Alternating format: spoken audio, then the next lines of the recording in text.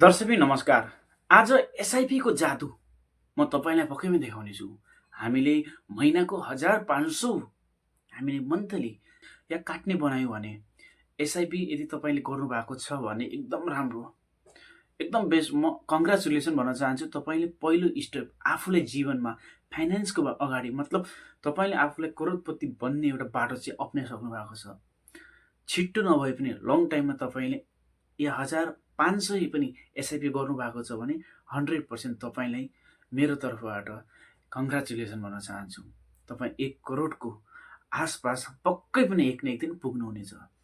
तपाईँले जीवन बिमा गर्नुभएको छ भने गुड, एभ्रिथिङ। म त्यति राम्रो भन्दिनँ।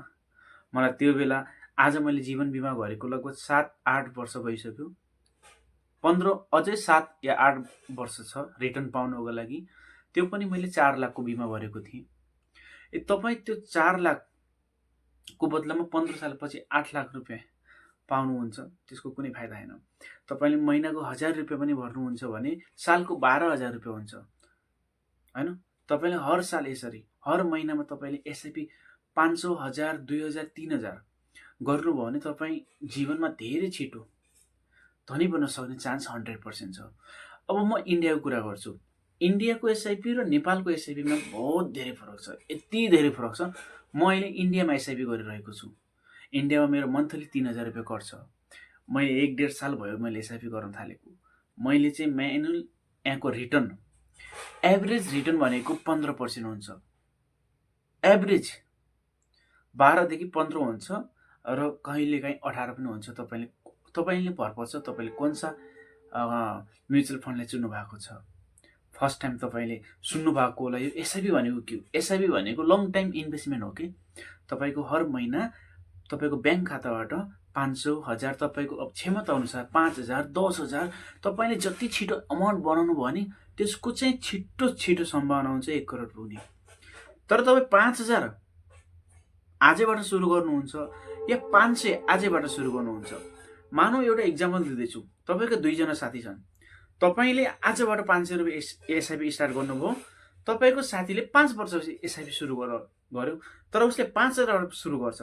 उसले 5 वर्षपछि आज 2025 छ, 2030मा उसलाई थाहा हुन्छ भाइ मेरो साथीले त 500को एसआइपी गरिरहेको थियो यार, 2025मा गरेको थियो। अब म चाहिँ 2005 साल ढिलो भयो के भयो त, म 5000 एमाउन्ट बनाएर उसले 5000 सुरु गर्छ। तर इन टाइममा उसले 5000 गरेको एसआइपी 2030मा, तपाईँले गरेको 500को एसआइपी 2025मा,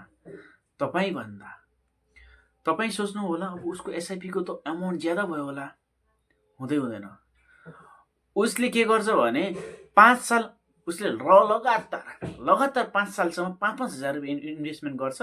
पछि उसले चाहिँ समस्या आउँछ, उसले 5000 भर्न सक्दैन। तपाईँले 10 साल 15 सालसम्म त्यो 500ले एसआइपी कन्टिन्यू गर्नुभयो भने उसको पैसा तपाईँको पैसा भन्दा 10 गुणा ज्यादा भइसकेको हुन्छ। सिर्फ तपाईँको 500। यहाँ रुल हुन्छ, तपाईँको रुलले मात्र तपाईँलाई चाहिँ धनी बनाउँछ। तपाईँको डिसिप्लिन कन्टिन्यू तपाईँले चाहिँ त्यस चिजलाई चाहिँ फलो गर्नुपर्ने हुन्छ। तपाईँको 5000 या 500 या 100 रुपियाँ तपाईँले हर महिना मात्र काट्ने भन्नु सिस्टमेटिक एसआइपी भनिन्छ।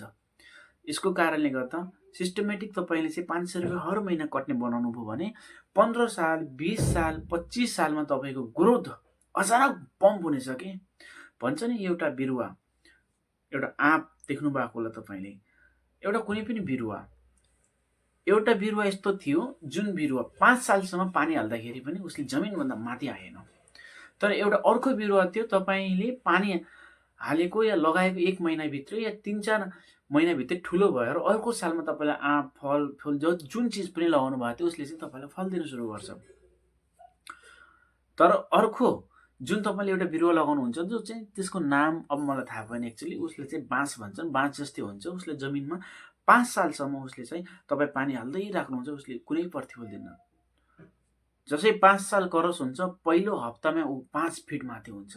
यसको मतलब बुझ्नुभयो, 1 महिनाभित्र ऊ पुरै 80-90 फिट माथि गइसकेको हुन्छ। मतलब उसले 5 सालसम्म आफूलाई जमिन तली जडा हालिरहेको थियो कि।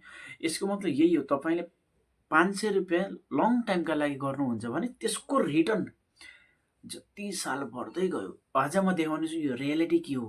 100% हामीले बुझ्न चाहनु जरुरी छ। यसको हकिकत आज म मेरो स्क्रिनमा गएर मैले गरिरहेको म्युचुअल फन्डको एसआइपी मैले कति गरेको छु, मैले